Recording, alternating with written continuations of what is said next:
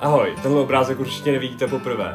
Je to vesmírná stanice ISS, která má údajně orbitovat kolem našeho světa rychlostí 27 000 km za hodinu.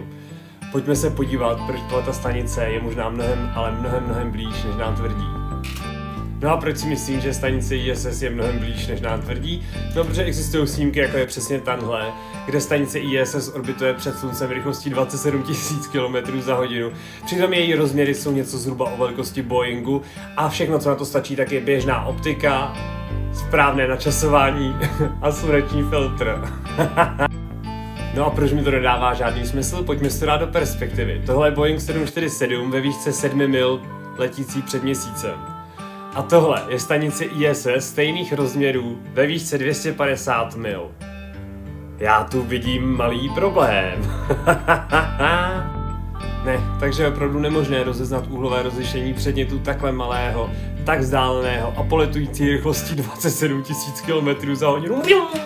Teď, když už jsme si tedy vyjasnili, jestli můžeme nebo nemůžeme vidět stanici ISS orbitující rychlostí 27 000 km za hodinu, tak přichází na místo se zeptat, jak je možné, že astroklaunům v jejich procházkách v nehostinném váku vesmíru se plní helmy vodou. Jak je to možné? Vodou? Ve vesmíru? A když už si povídáme o astroklaunech z NASA, tak se pojďme podívat na stránky NASA z roku 2017, kde nám ukázali perfektní repliku stanice ISS, kterou mají v jejich neutrálním tlakovém bazénu. V téhle stanici by se mohli astroklaunům plnit helmy vodou, že ano? Pojďme si spojovat tečky. Takže čistě teoreticky, kdyby to nebylo ve vnějším vesmíru, tak by to znamenalo, že jsme přeci nachytali s mnoho dalšíma nekalýma praktikama, trikama, kabelama. A když budete děti hodné, tak přijde čaroděj.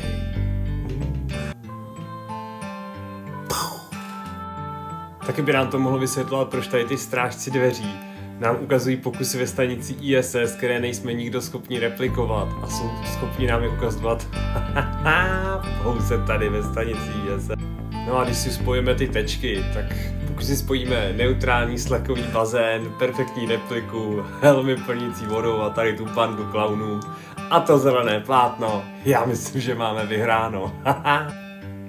Takže jinak řečeno ne, opravdu nevěřím, že stanice ISS orbituje rychlostí 27 000 km okolo naší zeměkoule a to celé se táhne za sluncem a za velkým atraktorem rychlostí 500 000 mil za hodinu. Ne, opravdu tomu nevěřím a je to dle mého urážka selského rozumu a zdravého kritického myšlení. V žádném případě bych tady ty informace ale nevěřil nějakému blbýmu potetovanému plochozemci z videa a všechno bych si to radši ověřil sám. Zkontroloval bych si videa stanice ISS, astroklauny, záznamy.